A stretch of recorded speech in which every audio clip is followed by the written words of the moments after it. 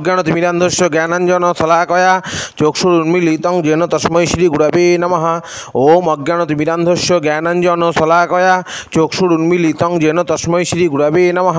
ओम अज्ञानतिमिरान्धस्य ज्ञानाञ्जन शलाकया चक्षुरुन्मीलितं येन तस्मै श्रीगुरवे नमः। वाञ्छाकल्पतरुभ्यश्च कृपा सिन्धुभ्यो एव च पतितानां पावनेभ्यो वैष्णवेभ्यो नमो नमः।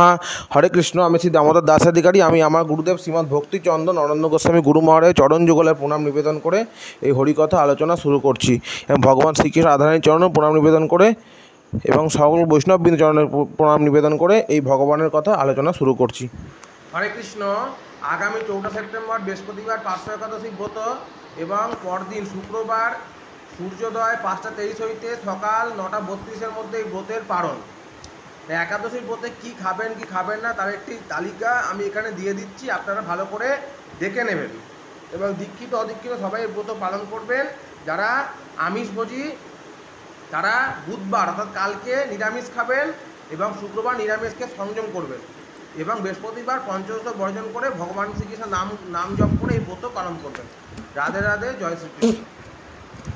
দেখুন ব্রতের তালিকাটি আমি দিয়ে দিয়েছি। 500 একাদশী ব্রতে দীক্ষিত অদীক্ষিত সবাই এই নিয়মে করতে হবে। দীক্ষিত অদীক্ষিত আমিষ নিরামিষভোজী যেই হন না কেন, কৃষ্ণভক্ত ব্যক্তিগণ তারা এই নিয়মে এই ব্রত উপবাস করবেন। ঠিক আছে।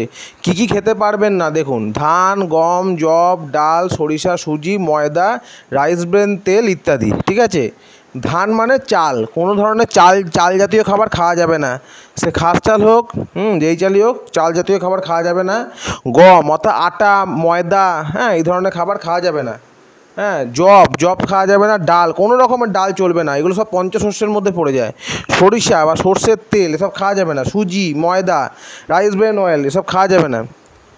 এগুলো পঞ্চশস্যের মধ্যে পড়ে যাচ্ছে। ঠিক আছে। এগুলো খেলে উপবাস হবে না, সে আমিষভোজী ব্যক্তি হোক নিরামিষভোজী ব্যক্তি হোক, দীক্ষিত হোক অদীক্ষিত হোক, এগুলি খেলে একাদশী উপবাস হয় না। এগুলো খেতে পারবেন না কেউ, এগুলো নোট করে রাখুন। ঠিক আছে। এগুলো না খেয়ে উপবাস করলে তবে সেই উপবাস আমাদের ভগবান শ্রীকৃষ্ণের চরণ লাভ করতে পারবো সেই উপবাসের মাধ্যমে। কী খেতে পারবেন দেখুন, সমস্ত রকমের ফল খেতে পারবেন, সমস্ত রকমের ফল, আপেল, মৌসম্বি, লেবু, কলা, বাদাম, কিশমিশ, নারকেল, সমস্ত রকম ফল খেতে পারবেন। সাবুদানা খাওয়া যাবে, তবে মোটা দানা সাবুটা হলে ভালো, কারণ সরু দানার যে সাবুটা ওর মধ্যে সব ময়দা পাইল করে। মোটা দানা সাবুটা হলে ভালো। কটু আটা মানে পানি ফলে আটা খাওয়া যায়, একদম পানি ফলে আটা পাওয়া যায়। হরিবংশর দোকান যে রয়েছে, হরিবংশ দোকানে পাওয়া যায় এগুলো। সব শহরে হরিবংশ দোকান আছে, হরিবংশর দোকানে এগুলো এই পানি ফলে আটা, কটু আটা পাওয়া যায়। ঠিক আছে। আর সানফ্লাওয়ার অয়েল খাওয়া যাবে, বিশুদ্ধ সানফ্লাওয়ার অয়েল, সূর্যমুখী তেল আমরা খেতে পারবো। ঠিক আছে। মানে এই বাদাম তেলও খাওয়া যায়। ঘি কিন্তু মিষ্টির দোকানের ঘি হলে সেই ঘি চলবে না, কারণ মিষ্টির দোকানে সব কিছু ময়দা পাইল করে, তাই মিষ্টির দোকানে ঘি হবে না। আর আলু খাওয়া যায়, কুমড়ো খাওয়া যাবে, পেঁপে খাওয়া যাবে, ইত্যাদি। বেগুন খাওয়া যায় না, কিন্তু পেঁপে, আলু, কুমড়ো এগুলো খাওয়া যায়। তাহলে কি খাবেন, সমস্ত রকমের ফল চলবে। সাবুদানা, মোটা দানা সাবু, কটু আটা, সানফ্লাওয়ার তেল, বাদাম তেল, ঘি, আলু, মিষ্টি কুমড়ো, পেঁপে ইত্যাদি এইগুলো খাওয়া যাবে। এগুলো খেয়ে উপবাস ব্রত পালন করতে হবে, 500 একাদশীর ব্রত উপবাস।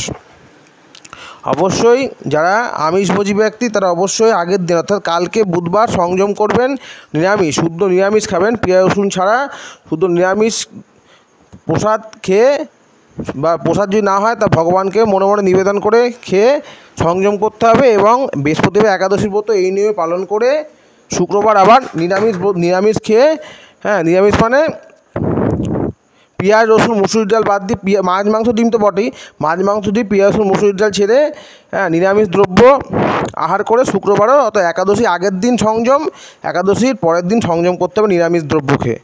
ঠিক আছে। হরে কৃষ্ণ, হরি বল, রাধে রাধে। চুপ সকলেই তাহলে এই ব্রত উপবাস আপনারা পালন করুন। অত নিষ্ঠা সহকারে আমি যেমন চার্ট দিলাম শাস্ত্র নিয়ম মেনে, গৌড়ীয় বৈষ্ণব মতে এই চার্ট আপনাদের সামনে তুলে ধরলাম। এই নিয়ম মতে যদি একাদশী ব্রত পালন করতে পারেন অবশ্যই আপনারা ভক্তিপথে উন্নতি লাভ করবেন এবং ভগবানের চরণকমল লাভ করবেন, জড়জগতের বন্ধন থেকে মুক্ত হয়ে যাবেন। রাধে রাধে, জয় শ্রীকৃষ্ণ।